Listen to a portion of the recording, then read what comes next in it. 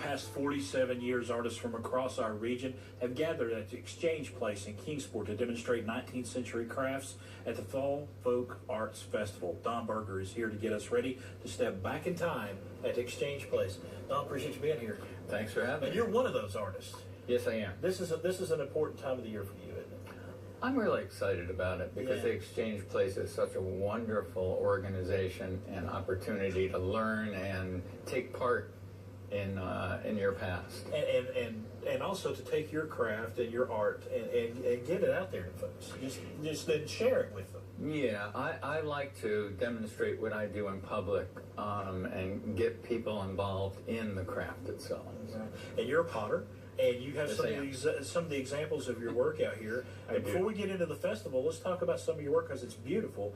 I really like this. You were explaining how you did this right here. Yeah, that was, I used an ice cream bowl, a plain ice cream bowl, and wanted to explore what else you could do with that shape.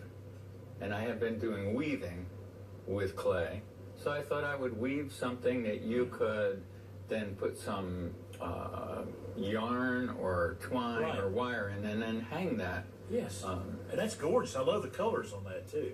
That blue, and of course a mug with a great looking face on it here. Yeah, well, I also like to do face mugs in public where people can put the faces on the mugs themselves. Right. Yeah.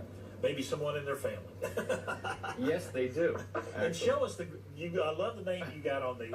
This is the grandpa. I'll get it up here. Yeah. And it's got a little grandpa-looking face. Yeah, those are little seed pots. Right. So kids or anyone can plant their seed for their garden and start those in these little pots, but they don't have to be boring. Right. They can be whimsical and fun, yeah. So I started making those little faces on those little seed pots. Let me get another one here. In general, there's a good one. Yeah. In general, I call them pot heads because they're little pots and their heads. I like that. And you were also saying real quickly, you've been doing a lot of weaving with clay. I just took that out of the kiln this morning. That's one of my students.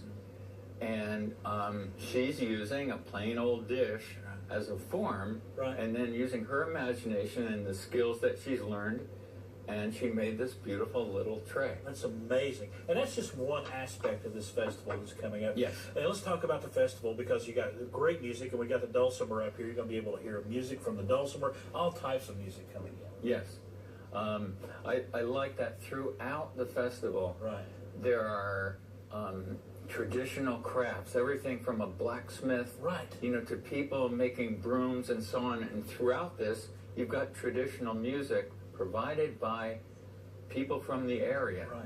And we have such a great tradition of music, of great, that Celtic influence all the way through to, just old-timey mountain music.